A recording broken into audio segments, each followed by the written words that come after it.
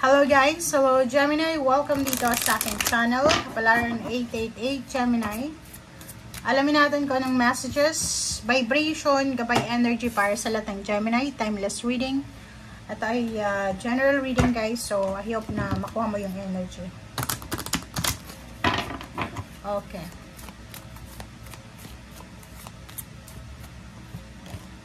Wow! Liberation, Gemini. Nako! Gemini, ikaw ba ay isang anak? Siguro masyado kang attached sa iyong father, sa iyong tatay. Kung boss mo naman lalaki, ganun, masyado kang attached sa kanya. Or siguro nangangailangan, gusto mo ng freedom, parang ganun. So, may isang Gemini dito na, halimbawa sa ngayon, natatakot ka na yung parang isa tong anak na nasanay siya na naandyan yung parents niya, especially yung father niya. And natatakot siya ngayon na mag-isa. 'Di ba? Yung parang mag-struggle mag-isa without father, without the parent, without the assistance, without the protection, without the guidance ng mga old or mga father figure. Okay? Yung iba naman sa inyo dito, Gemini, kung medyo hindi maganda yung relationship mo sa father mo or sa boss mo na lalaki, nakikita ko sa'yo dito na unti-unti mong makukuha yung freedom, yung liberation na gusto mo.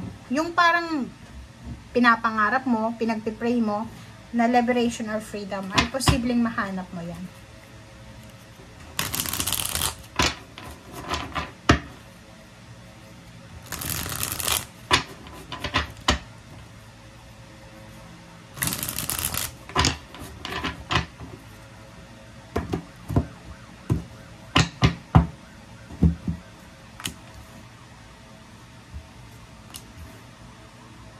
Okay, first two cards natin is the Hierophant and Justice. Good karma. Okay, so nakikita natin dito may Gemini na makakatanggap ng good karma, good fortune, good luck, good karma. May Gemini dito na posibleng magpaplano ng pagpapakasal. Partnership to collaboration. Sa either kasal, pipirma ng marriage contract, pipirma ng ng pwedeng collaboration, partnership sa negosyo, or pwedeng may lilipat ng bahay, pwedeng pipirma siya ng kontrata sa bahay. Yung iba naman sa inyo dito is pwedeng bibili ng sasakyan, so syempre pipirma kayo ng kontrata. Okay? Next card natin is Queen of Wands and the Tower. So dito sinasabi sa'yo na yung iba sa inyo dyan talaga, you're struggling independence, parang ganun. Yun yung problema nyo. Yung iba sa inyo dyan, siguro marami kayong pinagdadaanan or marami kayong pinagdaanan na problema, like mga distraction. It's either relationship, it's either pera, trabaho, negosyo, parang ganun. So ngayon nakikita ko sir dito na from distraction, from nawala, losses, ay posibleng makuha mo yung independence dito, yung freedom, yung liberation. Okay, so progress. So nakikita ko sa'yo dito, work in progress na siya. So pwedeng yung iba, kontrata siya, pwedeng OFW ka sa isang bansa, and wala kang day off, yung parang alam mo yon, yung nagtatrabaho ka na parang nakakulong ka, parang ganun. So dito nakikita natin Gemini na posibleng makaalis ka na sa kung ano man to na imprisonment, or pwedeng makaalis ka sa restrictions and stagnation. Pwedeng mag-asawa din to.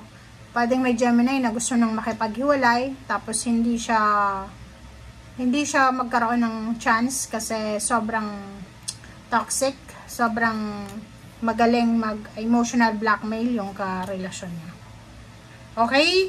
Three of Cups and King of Cups. But, especially doon sa mga lalaking Gemini, sinasabi ng barahan na you will get your success. You will get your liberation. Tama ba? Yung freedom. Wait lang guys. Okay, so you will get the freedom, you will get the happiness, you will get the celebration. Lahat ng posible na kalayaan. Basta yung freedom dito ayun lang yung minamanifest mo, yun yung pinagpipray mo. Posibleng makuha mo yan. Lalo sa relationship. Nakikita ko sure dito, pwedeng lalaki itong Gemini na nakapag-desisyon ka na makipag-iwalay, or lalaking Gemini na nawala ng asawa, parang ganon. So, comment down below if you resonated dito. So, nakikita ko yung Gemini nito na mapagtatagumpayan niya lahat ng mga pagsubok na posibleng darating sa kanya. Tingnan mo. Queen of Swords, King of Cups. So, sinasabi sa'yo, no, you will fight. Ipaglalaban mo talaga. Okay? Nakikita ko dito isang, parang ano siya, single father. Parang gano'n. Single father, bagong hiwalay, nawala ng asawa, nawala ng partner. Posibleng magpo-focus ka na lang sa trabaho. Posibleng magpo-focus ka na lang sa success mo. Nakikita ko sir dito na magsisimula ka ulit, 'di ba? Like for example, yun nga, nawalan ka ng trabaho, nawalan ng negosyo, nawalan ng asawa, nawalan ng kapartner. Dito nakikita ko sir dito na hindi yun hadlang para sa pangarap mo. Nakikita ko na you will strive more, 'di ba? Much harder pa yung gagawin mo. And zero the fall, nakikita mo dito yung zero the fall na sinasabi na kahit anong mangyari, kahit duman ka man sa tower, masira man yung foundation mo, still, ipaglalaban mo pa rin. And hindi ka natatakot na magsimula sa bottom. Parang ganun. Napaka-powerful ng energy mo kasi sinasabi dyan Sir Gemini na kahit pagdaanan ka pa ng bagyo, araw-araw pang bumagyo sa buhay mo, wala kang pakialam. Kasi iniisip mo na after ng bagyo, pwede kang makasurvive, pwede kang magsimula ulit from the bottom or kung saan ka ng sitwasyon. Which is maganda. Okay? So, father to, parang nakikita ko sir dito na posibleng single father or magiging single father ka, or posibleng ikaw yung magiging breadwinner, ikaw yung kailangan ng lahat ng miyembro ng pamilya, ikaw yung magiging foundation nila, lakas nila. So, comment down below if you resonated. Eight of Cups. Eight of Cups is all about change, liberation, freedom, movement. So, nakikita natin yung travel. Nakikita natin na yung iba na Gemini, nakatira sila sa city. Posibleng magdesisyon sila na bumalik sa probinsya, or bumalik sila sa lugar na talagang doon sila isinilang. And nakikita ko yung freedom mo doon. Okay? So, thank you guys for watching.